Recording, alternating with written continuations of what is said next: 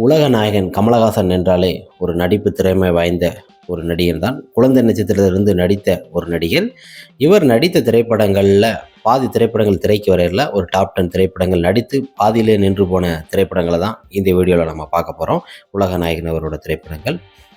மர்ம யோகி என்ற திரைப்படம் தசாவர படத்திற்கு பிறகு இந்த திரைப்படம் தான் வெளியில் வரதா இருந்தது.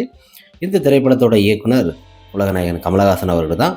இந்த திரைப்படத்தில் ஒரு அகோரி கதை சாவினியின் கதையாக எடுக்கப்பட்டது. இந்த திரைப்படத்தில் பார்த்தீங்கன்னா ஒரே சங்கு கஞ்சா இந்த மாதிரி படத்தோட இதுகள் மிக அருமையாக இந்த திரைப்படத்தோட கதைகள் இருந்தது.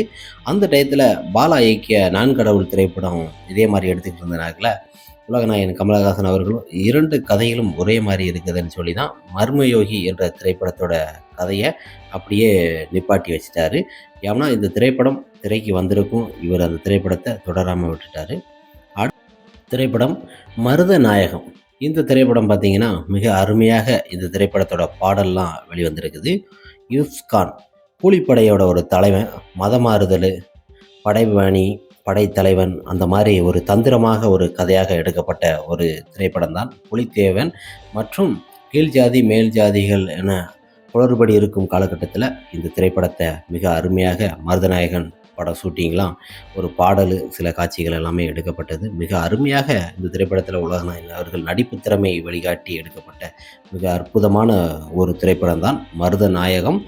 இந்த திரைப்படத்தில் இருக்கிற ஒவ்வொரு காட்சிகளும் மிக அருமையாக எடுக்கப்பட்டு இந்த படத்தோட பாதி பணிகள் முடிந்துவிட்டது. இந்த திரைப்படம் உலகநாயகன் நடிப்பு மிக வியக்கத்தக்கதாக இருந்தது. இந்த திரைப்படமும் பாதியில் நின்று போய்விட்டது மருதநாயகம். அடுத்த திரைப்படமாக டாப் டக்கர் என்ற ஒரு திரைப்படம். இந்த திரைப்படத்தில் உலகநாயகன் கமலஹாசன் மற்றும் பலர் நடித்ததாக இருந்தது. இந்த திரைப்படத்தோட இயக்குனர் பாரதிராஜா அவர்கள் தான் இந்த திரைப்படத்தை இயக்குவார். எனக்கு உலகநாயகன் கமலஹாசன் அவர்களோட பல திரைப்படங்களை இயக்கியிருக்கிறாரு, வெற்றி படங்களை கொடுத்துருக்கிறாரு. டாப் டக்கர் என்ற திரைப்படம், இந்த திரைப்படத்தை இயக்க போகிறதாக பெரிய பத்திரிகையிலையும் வெளிவந்தது. இந்த திரைப்படம் இயக்கலாம்னு இருக்கும்போது உலகநாயகன் அவர்களுக்கு பல ஷூட்டிங் பல திரைப்படத்தில் புக் ஆயிருந்துச்சு.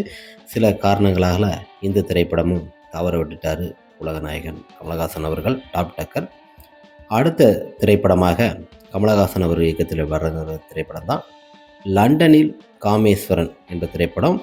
இந்த படத்தோட ஸ்க்ரீன் பிளேலாம் பார்த்திங்கன்னா 1990 எழுதி முன்னணி இடத்தில் நடிக்க இருந்த மிக பிரமாதமான ஒரு பட்ஜெட்டான திரைப்படம் தான் லண்டனில் காமேஸ்வரா. இந்த திரைப்படத்தோட கதைலாம் எழுதி இந்த திரைப்படத்தோட பட பூஜையெல்லாம் துவக்கம்லாம் ரெடியாகி எல்லாமே இருந்து பத்திரிகையிலேயே வெளிவந்து மிக பிரமாதமாக வரவேற்பு பெற்றதாக இருந்தது. ரசிகர் மத்தியில் மிகப்பெரிய ஒரு எதிர்பார்ப்பு இருந்தது. உலகநாயகன் அவர்களுக்கு நல்ல ஒரு மார்க்கெட் இருக்கும் காலகட்டத்தில் இந்த திரைப்படத்தையும் பார்த்திங்கன்னா என்ன காரணத்தினால பாதியிலே நின்று போனது.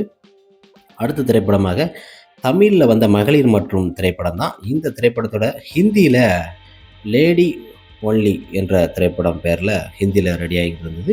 இந்த திரைப்படத்தில் தமிழில் நாகேஷ் அவர்கள் நடித்த கதாபாத்திரம் தான் உலகநாயகன் கமலஹாசன் அவர்கள் நடிக்கிறதாக இருந்தது. அந்த படத்தோட பல ஷூட்டிங்கெல்லாம் நடைபெற்று அந்த படத்துலேயும் கமலஹாசன் அவர்கள் நடைபெற்று இருக்கும்போது இந்த படம் சில காரணங்களால் பட்ஜெட் குறைப்புறதுனால இந்த திரைப்படமும் நிறுத்தப்பட்டது. இந்த படமும் எதிர்பார்த்த அளவுக்கு ஷூட்டிங்கில் போயிட்டு இருக்கும்போது சில குளறுபடி காரணமாக நிறுத்திட்டாங்க. இந்த படத்துலேயும் நடிச்சிருந்தால் மிக அருமையாக இருக்கும் உலகநாயகன் அவர்களுக்கு. அடுத்த திரைப்படமாக சபாஸ் நாயுடு என்ற திரைப்படம். இந்த திரைப்படத்தை பார்த்திங்கன்னா மிக அருமையாக எடுக்கப்பட்டது. இந்த திரைப்படத்தோட போஸ்ட்டு மற்றும் பட பூஜையெல்லாம் பார்த்திங்கன்னா மிக அருமையாக எடுக்கப்பட்டாங்க. ஷூட்டிங் ஸ்பாட்டில் மாதவர் மற்றும் பல நடிகர்களும் கலந்துக்கிட்டாங்க. அந்த சபாஸ் நாயுடு என்ற கேரக்டரில் உலகநாயகன் அவர்கள் ஒரு அந்த சபாரி போட்டு ஒவ்வொரு ஸ்டில்லும் வெளியிட்டாங்க. இந்த திரைப்படம் தமிழ், தெலுங்கு, கன்னடா மற்றும் பல மொழிகளில் இந்த திரைப்படத்தை ரிலீஸ் பண்ணுற மாதிரி உலகநாயகன் கமலஹாசன் அவர்கள் இந்த திரைப்படத்தை தயாரித்தாங்க.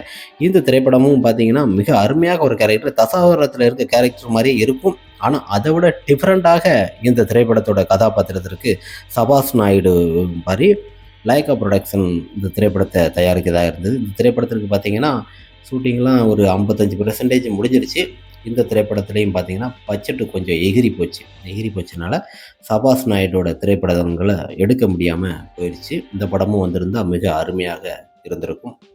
அடுத்த திரைப்படமாக ரோபோ என்ற திரைப்படத்தில் பார்த்தீங்கன்னா உலகநாயகன் கமலஹாசன் மற்றும் பலரும் இந்த திரைப்படத்தில் நடிக்க இருந்தது. அதான் நம்ம சூப்பர் ஸ்டார் ரஜினிகாந்த் அவர்கள் நடித்து வெளிவந்த இந்திரன் திரைப்படம் இருக்குது. முதல்ல பார்த்தீங்கன்னா உலகநாயகன் கமலஹாசன் அவர்கள் தான் நடிக்கதாக இருந்தது. ஷூட்டிங்லாம் பாதி பாதி சங்கரை வச்சு இயக்கியிருக்கிறாரு.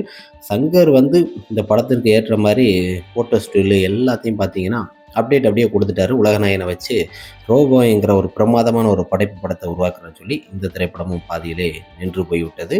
இந்த படத்தோட கதை மற்றும் எல்லாமே தொடர முடியாமல் இருந்தபோது சூப்பர் ஸ்டார் ரஜினிகாந்த் அவர்களை வச்சு எடுக்கப்பட்ட திரைப்படம் தான் இந்திரன். அந்த திரைப்படம் நல்ல ஒரு வெற்றியை கொடுத்தது. இந்த திரைப்படத்திலையும் உலகநாயகன் அவர்கள் நடிச்சிருந்தா பாக்ஸ் ஆஃப் வசூலை அதிகமாக கொடுத்துருக்கும். அதுவும் இந்த ரோபோங்கிற கேரக்டரில் உலகநாயகன் அவர்களுக்கு அந்த காமெடியை வந்து கலக்கக்கூடிய அளவுக்கு நடிப்பு திறமையை வாய்ந்தவர் தான் உலகநாயகன். நடிச்சிருக்கலாம் இந்த திரைப்படத்திலும். ஏதோ ஒரு காரணத்தினால உலகநாயகன் கமலஹாசன் அவர்கள் இந்த திரைப்படத்தையும் தவற விட்டு விட்டார். ரோபோ என்ற திரைப்படம்.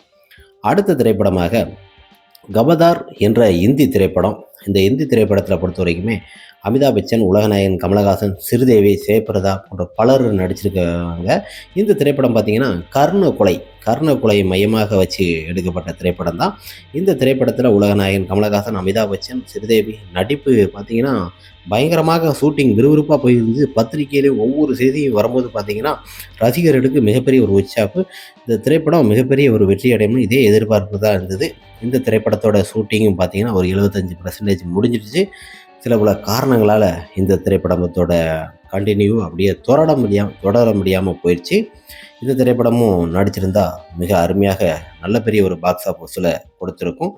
இந்த படம் அப்படியே நின்று போன நேரத்தில் அதுக்கடுத்து தவறு விட்டுட்டாரு. அடுத்த திரைப்படமாக தலைவன் இருக்கிறான் என்ற திரைப்படம். இந்த திரைப்பு பார்த்திங்கன்னா மிக அருமையாக உலகநாயகன் கமலஹாசன் மற்றும் லைகா ப்ரொடக்ஷன் தான் இந்த திரைப்படத்தையும் தயாரிக்க மாதிரி இருந்தது.